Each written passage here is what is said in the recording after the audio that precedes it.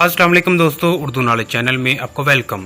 बार बरूसा किस्त नंबर 3 का आगाज चारों बाइयों से होता है जो पोसीडो को समंदर में फेंक कर इकट्ठे होते हैं। बाबा अरूज और इलियास इसहाक के करीब होने लगते हैं तो इसहाक अपने करीब आने से रोक देता है और बाबा अरूज को कहता है कि तुम जाकर समंदरों के लुटेरों के बाबा बनो। बाबा अरूज कहता है कि आप हमारी हड्डियां तोड़ दें, हमें पांव तले रोन दें, मगर एक बार अस्कंद्रिया चलकर अपना इलाज करवा लें। मगर इसहाक अस्कंद्रिया जाने से इनकार कर देता है और खिजर को कहता है कि मुझे मेदली ले जाओ। अगर मैं रास्ते में मर गया तो मुझे मेरे खानदान के पहलू में दफना देना। दूसरी तरफ पेत्रो ज़ैनब पर हमला करने ही वाला होता है कि सफेद दाढ़ी वाले बुजुर्ग को देखकर खौफजदा हो जाता है और भागना शुरू कर देता है, जिससे बुजुर्ग और ज़ैनब को पता चल जाता है कि कोई हमारी जासूसी कर रहा है। पेत्रो भागकर इजाबिल के बाप के पास आता है और इससे कहता है कि अस्कंद्रिया में यतीम खाने को चलाने वाली ज़ैनब और वहां पर बुजुर्ग की निगरानी करो और मुझे तमाम मामलात की खबर दो। इजाबिल का बाप जाफर समेत दीगर लोगों को जासूसी पर लगा देता है, जबकि बुजुर्ग भी गली से गुजरते हुए एक जासूस को यतीम खाने की हिफाजत पर मामूर कर देते हैं, जो बज़ाहिर पागल होने की एक्टिंग करता है। बाबा अरूज अपने सफर से वापसी पर जब अस्कंद्रिया पहुंचते हैं तो सामने कलच इनका इस्तकबाल करता है और पूछता है कि क्या तुमने पोसीडो नामी काफिर को कत्ल कर दिया। बाबा अरूज कहता है कि हमने उसको मार दिया, मगर वो समंदर में गिर गया और हम उसकी आखिरी सांसें नहीं देख सके। जब कलच बाबा अरूज को गले लगाता है तो कलच का बेटा हसद में लाल पीला हो जाता है। पोसीडो का जिस्म बहकर समंदर के किनारे पर आ जाता है। दो माहीगीर इसे उठा लेते हैं और इलाज के लिए ले जाते हैं।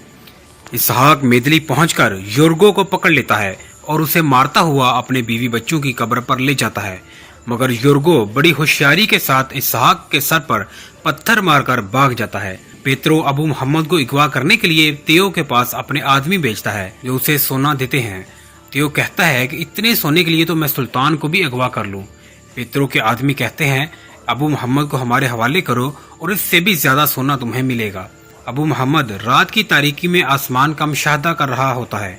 इसी वक्त तेयो अपने साथियों के समेत अबू मोहम्मद की कश्ती के पास आ जाता है। थोड़ी देर बातें करने के बाद इसे पकड़ने का कहता है, जिस पर अबू मोहम्मद अपना खंजर निकालकर एक मुसाफिर के हाथ की उंगलियां काट देता है और भागने की कोशिश करता है, मगर तेयो अबू मोहम्मद के बाजू पर तीर मार देता है और कहता है कि रुक जाओ वरना अगला तीर तुम्हारी जान ले लेगा।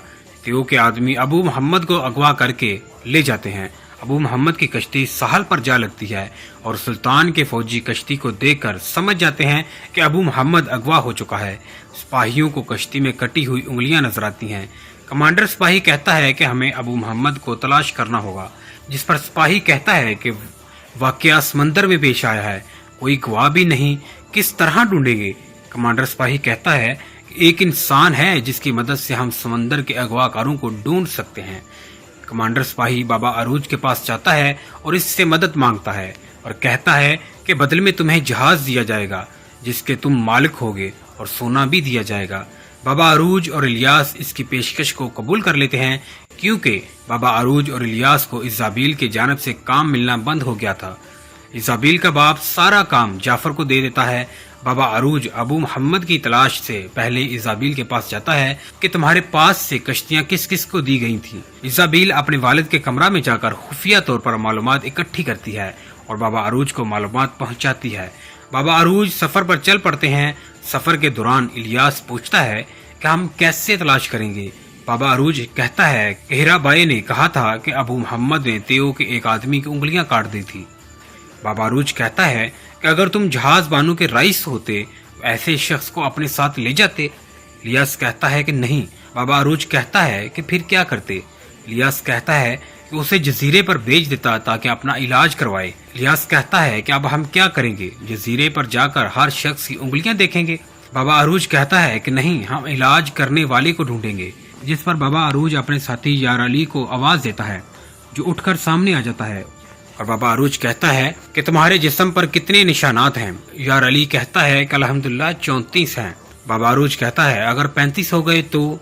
यार अली कहता है कि ये मेरी जिंदगी का सबसे बेहतरीन जख्म होगा और इसी दौरान यार अली अपना खंजर निकाल कर अपने पेट पर जख्म करता है। बाबा अरूज कहता है कि अब हमें हकीम के पास जाना है। बाबा अरूज उसी हकीम लड़की के पास जाते हैं जो पोसीडो का इलाज कर रही होती है। इलियास जबरदस्ती कमरे के अंदर घुसने की कोशिश करता है, जिस पर हकीम लड़की इसे मना करती है कि तुम्हारी नीयत ठीक नहीं और जख्म भी खुद सहता है, निकल जाओ यहाँ से। बाबा अरूज कहता है कि तुम जरूर कुछ छुपा रही हो। इसी दौरान बाबा अरूज के सिपाही एक शख्स को देखते हैं जिसकी उंगलियां कटी हुई होती हैं और इसके हाथ पर पट्टी बंधी होती है। बाबा अरूज इस आदमी को देखते ही कहता है कि इलियास ये वही आदमी है जिसकी हमें तलाश है, तुम इसे पकड़ो। इलियास इस आदमी के पीछे चला जाता है और लड़ाई शुरू हो जाती है। बाबा अरूज के सारे सिपाही खूब लड़ाई करते हैं। इलियास को पीछा करते हुए कुछ डाकू घेर लेते हैं, जिससे लड़ाई करके इलियास खुद को बचाता है और दोबारा उसी शख्स का पीछा करता है जो एक कश्ती पर बैठकर भागने की कोशिश करता है, मगर बाबा अरूज के सिपाही इसे पकड़ लेते हैं। इस शख्स को अपने जहाज में ले जाकर उल्टा लटका देते हैं और सारे राज उगलवा लेते हैं। फिर बाबा अरूज, इलियास और दीगर सिपाही अपना भेष बदलकर ईसाइयों का लिबास पहनकर छोटी कश्ती में बैठकर तियो के जहाज पर जाते हैं और कहते हैं कि हम अबू मोहम्मद को लेने आए हैं और बहुत ज्यादा सोना लाए हैं। पहले अबू मोहम्मद हमें दिखाओ, फिर हम तुम्हें सोना देंगे जो हमारे जहाज पर पड़ा हुआ है। तियो अपने सिपाहियों को कहता है कि अबू मोहम्मद को लेकर आओ। जब सिपाही अबू मोहम्मद को लेकर आते हैं तो बाबा अरूज के सिपाही हमला कर देते हैं और खूब लड़ाई होती है। बाबा अरूज तियो को मार देता है और अबू मोहम्मद को बचा लेता है और तियो के जहाज पर कब्जा कर लेते हैं। मगर जब वापस अपने जहाज पर जाते हैं और अपने कुछ सिपाहियों को तियो का जहाज सुपुर्द करते हैं कि इसे ले आओ, तो कलच का बेटा इस जहाज को यरगमाल बना लेता है और कहता है कि ये जहाज अब मेरी मलकियत है। सफेद दाढ़ी वाले बुजुर्ग मेदली पहुंचकर उस्ताद सुलेमान से मुलाकात करते हैं। मुलाकात के दौरान खिजर देख लेता है और बुजुर्ग का पीछा करना शुरू कर देता है। एक गार में जाकर खिजर बुजुर्ग से पूछता है कि आप कौन हैं और उस्ताद सुलेमान से आपको क्या काम था। बुजुर्ग कहता है कि मैं तुम्हारे बाप याकूब का दोस्त हूँ और अब तुम्हारा दोस्त बनने आया हूँ। बुजुर्ग अपनी जेब से एक अंगूठी निकाल कर खिजर को देते हैं, ये लो तुम्हारे बाबा की अंगूठी। क्या तुम एक तुर्क बहादुर की कहानी सुनना पसंद करोगे जो बहुत से लोगों के लिए हीरो बन गया? फकत अपने जोरे बाजू से इसने कई सलीबियों का मुकाबला किया और सबको मार दिया। वो सिर्फ हक ताला से मदद तलब करता है और हवा को भी काबू कर सकता है। उसका नाम खैरुद्दीन है। इधर पूछता है कि वो कौन है? मैं इसके बारे में नहीं जानता। क्या वो मर गया है? बुजुर्ग कहते हैं कि वो किसी गार में है, किसी कब्र की तरह। जब बुजुर्ग जाने लगते हैं तो खिजर भी उठता है, मगर बुजुर्ग खिजर के सीने पर हाथ रखते हैं और खिजर पर नींद का गलबा तारी हो जाता है और खिजर सो जाता है।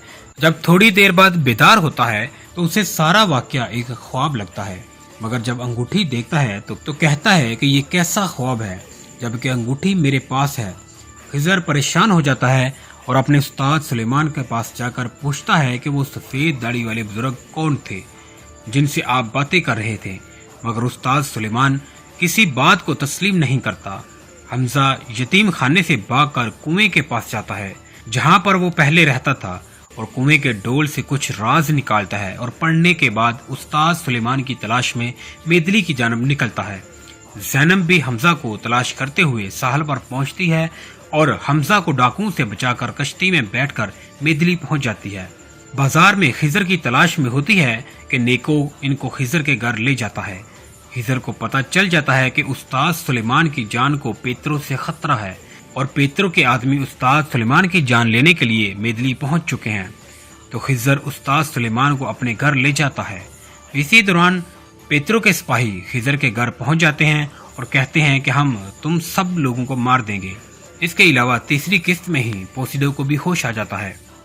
दोस्तों, किस्त नंबर 3 में बाबा अरूज, इलियास, हिजर, इसहाक वगैरह दोबारा मुश्किलात में फंस जाते हैं। चौथी किस्त में इनके साथ क्या मामलात पेश आते हैं देखने के लिए मेरी नेक्स्ट आने वाली वीडियो को जरूर देखें।